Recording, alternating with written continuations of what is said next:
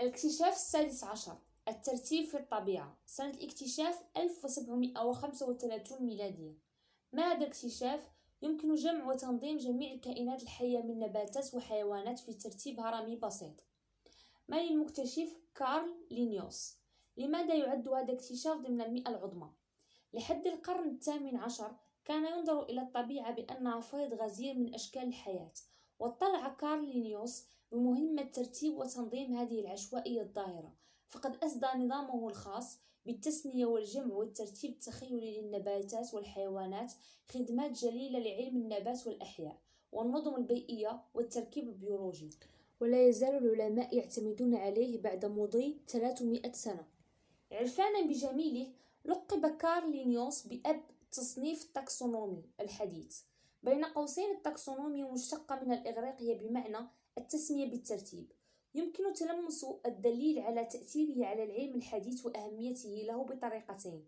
الأولى، لا تزال العلوم جميعا تعتمد على نظامه وطريقة تسميته اللاتينية للأنواع الموجودة والمكتشفة من الكائنات الحية، كآخر الشواهد الماثلة على هذه اللغة التي كانت يوما ما لغة علمية عالمية. وثانيا، لم يمر أي عالم أحياء إلا واستعمل النظام لينيوس لتنظيم وفهم وتعريف ووصف جميع ما درس من أنواع نباتية وحيوانية.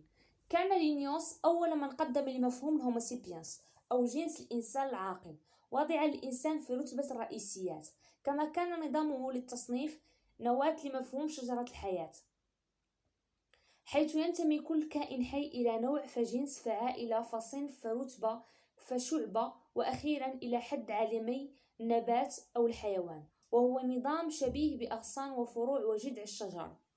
كيف جاء هذا الاكتشاف؟ كان كارل لينيوس يكره الفوضى وعدم الترتيب، وقال بأنه لا يقدر أن يفهم أي شيء إن لم يكن مرتبا بانتظام. ولد في السويد عام 1707 ميلادية، وكان من المفترض أن يصبح كاهنا كأبيه، لكنه لم يبدي استعدادا ولا رغبة في العمل بالكنيسة، فسمح له أخيرا بالتحول إلى دراسة الطب. دخل مدرسة الطب بجامعة لاند عام 1727 ميلادية، ولكنه قضى وقته في حديقة صغيرة خاصة ببحوث علم النبات في الجامعة أكثر من وقته في الصف، فلطالما جذبت النباتات والزهور اهتمام لينيوس منذ نعومة أظافره. وفي عام 1728 ميلادية انتقل لينيوس إلى جامعة أوبسالا، ربما جذبته حدائقها البحثية الأكبر، وهناك قرأ نشر لعالم نبات فرنسي يدعى سباستيان فاليان، كانت تعتبر تورية وجريئة في ذلك الوقت، جاء فيها أن النباتات تتكاثر جنسيا وأن لها أعضاءها الذكرية والأنثوية على غرار الحيوانات. أما لينيوس فقد راقته الفكرة، وباعتباره مفهرسا ومهووسا كثيرا ما اشمأز من فكرة أن كل نبتة من آلاف النباتات التي شاهدها في الحديقة البحثية مستقلة بذاتها ومن صنف مغاير. فكر لينيوس بطريقة لتصنيف وترتيب هذه العدد الهائل من النباتات اعتمادا على أجزائها التكاثرية، فولد حلمه في تنظيم فوضى الطبيعة. بفضل حلاوة لسانه ولباقته وقابلياته الفطرية على التودد والتقرب من الأثرياء وذوي الشأن، تمكن لينيوس من حصد دعم مالي لمجموعة من الرحلات الاستكشافية قام بها لأجزاء متفرقة من البلاد بغرض دراسة وتصنيف الأنواع النباتية، فقضى شهورا طوال متسكعا في الأرياف وهو يدرس ويصف ويصنف كل نبات يعثر عليه، وكانت رحلاته الاستكشافية نموذجا قيما للنظام والترتيب، فبدأ كل أيامه تمام 7 صباحا، ولم يكن يستريح إلا مرة للأكل في 2 من بعد الظهر، ومرة للراحة الجسدية بتمام 4 عصرا. ركز لينيوس على الأجزاء التكاثرية لكل نبات يعثر عليه أثناء رحلاته الاستكشافية تلك، وسرعان ما لاحظ خصائص مشتركة في الأجزاء الذكرية والأنثوية للعديد من الأصناف النباتية، فصنفها معا في مجموعة واحدة، ثم استمر في تصنيف هذه المجاميع في مجاميع أكبر فأكبر، واكتشف أن النباتات تنتمي إلى مجاميعها طبقا لقليل من صفاتها الأساسية، وبأن هناك ترتيبا فعليا في عالم الطبيعة. وبحلول عام 1735 ميلادية كان لينيوس قد وصف أكثر من 4000 نوعا من النبات، ونشر نظامه التصنيفي في كتاب أسماه نظام الطبيعة، وكان نظامه مؤلفا من 8 مستويات، وهي النوع، الجنس، العائلة، الرتبة، الصنف، الشعبة الثانوية، الشعبة، والمملكة. اختلف الرأي العام حول تصنيف لينيوس المبني أساسا على الأجزاء التناسلية للنباتات ومن ثم الحيوانات، ولكن استساغه علماء النبات بوصفه نظاما جذابا سهل الاستعمال.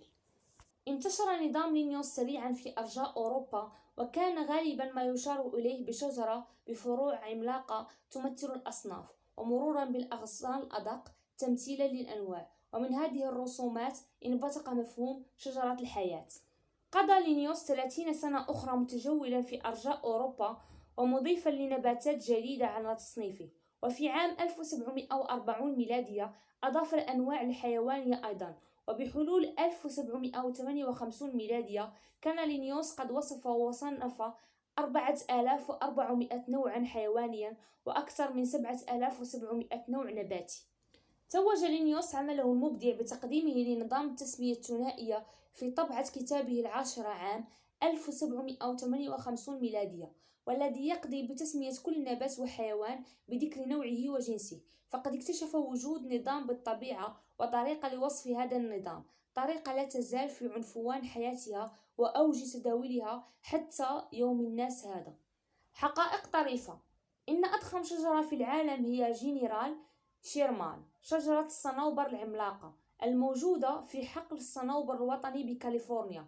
يبلغ طولها 83.82 متر، أي 274.9 قدما، وبقطر 11.1 متر، أي 36 قدما أو 5 إنشات. تحتوي هذه الشجرة على ما يكفي من الخشب لصنع 5 بلايين من أعواد الثقاب، أي عود ثقاب واحد لكل إنسان على وجه الأرض.